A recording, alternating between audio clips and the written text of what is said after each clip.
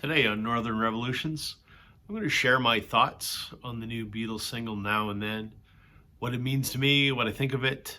Stay tuned.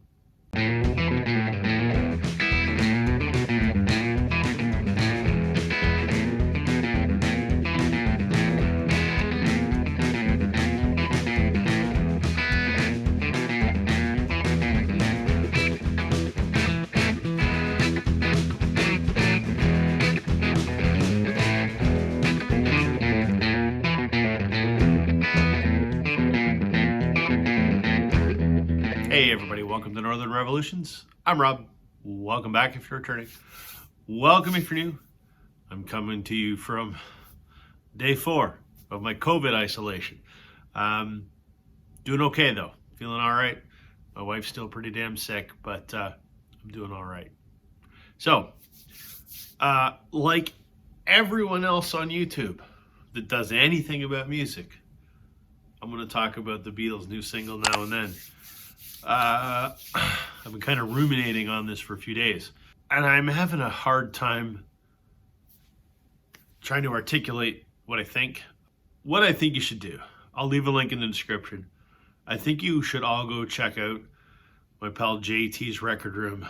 He did probably the best Now and Then summation that I can imagine. He said it quite eloquently. Go see what JT had to say. And then come back and hear what I have to say. If you live under a rock and don't know what the hell I'm talking about, the Beatles just released a new song 2 weeks ago called Now and Then. It was a demo that John had done in the 70s. They worked on it for the Anthology project back in the 90s, but they weren't happy with the quality. Ultimately, the technology has progressed to the point that with computer-assisted technology, AI, developed by Peter Jackson, they were able to extract John's vocals and piano and separate them from an original demo tape. No, the AI didn't create anything. It's not AI generated. Machines learned John's voice, learned the piano, so that they could remove it from the recording, isolate them on separate tracks so they could then build a song around those. I don't have a problem with that. And you know what? I don't think John Lennon would have either. The Beatles were innovators when it came to recording technology. They did stuff like when they recorded Sgt. Pepper. They invented recording techniques that didn't previously exist. And I think if John were alive today, he would be embracing this technology. And I think he would be the first person to say, this is a great idea. So I'm all right with that. And in fact, I would really like if they would use this technology and go back and remix Free as a Bird and Real Love. I love those songs, but they do suffer from the technological limitations of 1994 or 5, whatever it was. So, Now and Then, we're able to isolate John's vocals. They took the stuff that Paul, George, and Ringo had did back in 94, 95, and then Paul and Ringo have added stuff since then. All the Beatles play on it and have released a new single. So it sort of completes the trilogy of the 3 unreleased songs, Free as a Bird, Real Love, and Now and Then. What do I think about it? Aside from the fact that the cover art sucks, but that's not really that important, I suppose. My very first listen, I kind of went, eh. It didn't immediately grab me like Free as a Bird and Real Love. Second listen, floored me. Wow. I was amazed. I was moved to tears or the verge of. It was beautiful. It was poignant. It's a masterpiece. I think it is the perfect capstone to the most storied career in the history of music. Whether you like the Beatles or not, I don't think you can argue that anyone has had more influence on popular music or popular culture for that matter than the Beatles did. And I think that this song it's the capstone to that career. It's a beautiful, moving ballad. it's a reminiscence on love and loss and friends that are no longer here, and the journey that you have taken with those people that are no longer here. It's a reflection of where we are now versus where we were then, hence the title. Originally, John had written it for Yoko, and there was, I guess, a couple verses removed to make it more of a universal fit, I guess, that is sort of open to interpretation. And I'm okay with that too. It's beautiful. John's vocals sound incredible. George's guitars are intact from '95. Paul and Ringo do vocal harmonies, but they're nice. They're subtle in the mix. They don't overpower. And, you know, some people said, well, Paul's voice is older than John's. You know, to my ears, you don't hear it. Admittedly, I don't have great ears, but it's not very prominent in the mix, so I don't think it's an issue. I love that they've added an orchestral arrangement by Giles Martin, which is sort of fitting considering his dad George did a lot of the string arrangements for the earlier Beatles stuff. All of it is just this beautiful bow on the career of the Beatles. I don't think there could have been anything more fitting. I thought the video for the song was as moving as the song was. It shows the band working on the song in the 90s. It shows them working on it today. And it's interspersed with, clips from the earlier in the Beatles' career. And they've superimposed images on there so it appears as if the Beatles from back in the day are interacting with the Beatles today. So you'll see 1995 George playing guitar while 1965 George is right there, and they look at, and it almost appears as if they're interacting.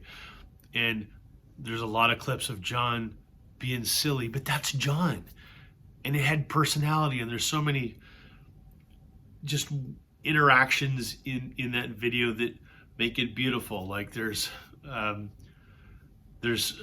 particular scene when the string arrangement comes in, and you see Goofy John pretending to play a violin, and you see modern day Paul sitting at a recording console, and 1960s Paul standing behind him pretending to play a string arrangement, and Paul kind of has a smirk on his face. And it's just that interplay that's very Beatlesque, and I just thought the whole thing was beautiful.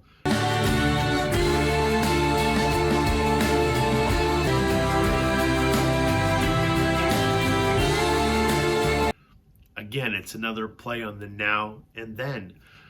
And I think the whole story about how the song was created, it was created in 1970 something, and 1995, and 2023. Again, now and then. It's beautiful. It's poetic. What more do you say? What does this song mean to me? It means a lot. As I said, I was moved to the verge of tears, and have been many times that I have watched this in the ensuing week and a half or 2 weeks or however long it's been. I'm obviously too young to have been a first generation Beatles fan. They broke up in 1970. I wasn't born until 1978. I have seen Paul and Ringo in concert, which both times felt like religious experiences. I remember the anthologies coming out vividly. I think they came out in 94, so I would have been 16. And while I was excited about it, and I watched it when it aired on ABC, and I saw the countdown, new Beatles song in 1 minute, new Beatles song in 30 seconds. There was Free as a Bird. And while I thought that was cool, 16-year-old me just thought that was cool.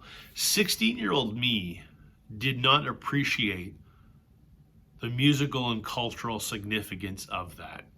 I knew the Beatles were huge, but I didn't understand as I was just getting into music. I mean, I'm a huge Beatles fan, and the Beatles were my gateway to music. So I was just learning their music as the anthologies came out. And in a lot of cases, hearing some of the stuff on the anthology was the first time I'd heard many of these Beatles songs. So I didn't understand how truly monumental the release of Free as a Bird was, or the release of Real Love. I thought it was cool. I'm like, yeah, cool, new Beatles song. There hasn't been one in 30 years. I didn't understand how important that would be. Nor did we know that in 6 years we would lose George. So this is the first time, and I guess the only time in my life, that I will get to experience the release of a brand new Beatles song with the full understanding of the cultural and musical significance of that.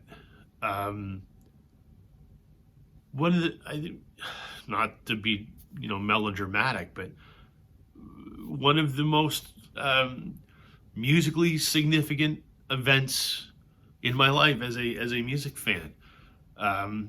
This is the greatest band in the history of the world, and I'm getting to hear the last time they release a new song. Wow. The Beatles mean everything to me. The Beatles mean so much to me. They are a huge part of the soundtrack of my life. There are so many events in my life, pun intended, that are marked by Beatles songs. Where it all began for me was the very first Canadian Beatles album, Beatlemania with the Beatles. And as I've mentioned before, this was my dad's copy. It's the original from 1964. And now we have the very last Beatles song in 2023. This is where every music is such a huge part of my life. That's why I do these vinyl YouTube videos. I don't know anything else in my life that I'm more passionate about other than my wife and my son. This music is so important to me, and it all started here. And so for me, the Beatles and my dad, who's no longer with us, it's all tied together. It's all part of the same thing. So it started here. The first girl that I fell in love with back when I was a teenager, our song was You Really Got a Hold on Me, and it was the Beatles version from this record. The first time I ever heard Sgt. Pepper, I was at my best friend's girlfriend's house, and she knew I liked the Beatles, and she put it on, and I had never heard that album before. Blew me away. The first time I ever tried to play something on guitar, Lucy in the Sky with Diamonds. Couldn't play it, but I tried. Remember in high school, I had a copy of Past Masters, and especially Volume 2, I played that relentlessly. And I thought I was cool shit, because here my friends are listening to Pearl Jam and Nirvana, and I'm listening to the Beatles, and I thought I was cool. I've never been cool a day in my life, but at least I thought so at the time. First time my dad ever played Abbey Road, Mom and I were in the kitchen washing dishes, and Abbey Road was on, and I wasn't paying a tremendous amount of attention to it. And then I heard Carry That Weight. I was like, whoa, what is this? Not too long after that, I used to pull out Live from the Hollywood Bowl and put it on the turntable myself. Didn't really know how to work a stereo, but I figured it out. Not that it's rocket science, but I was a young teenager. And I put that on because that was the only record my dad had that had Twist and Shout on it. Lots of great memories. So I guess it's fitting. The last Beatles song, Now and Then, being a reflection on where we are now versus where we are then. The technology now versus the technology then. The music now versus the music then.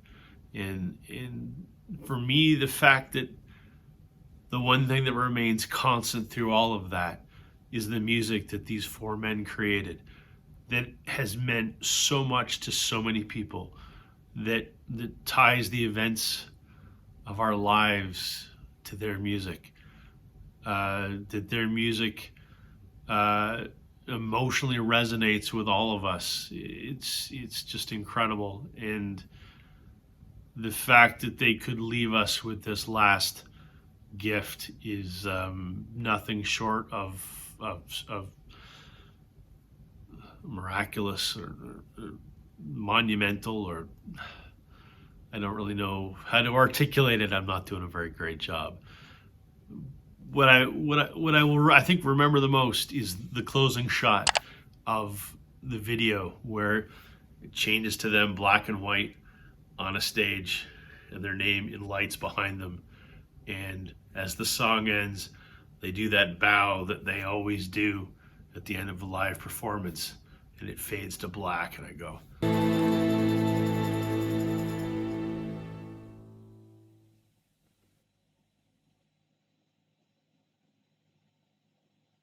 you know, this is the last Beatles song. That is how the Beatles end, and I just think it's magical. So thank you, Paul, Ringo, George, and John, for this last gift that you've given us. Incredible. Thank you for the music. Catch you on the flip side, everybody. Bye.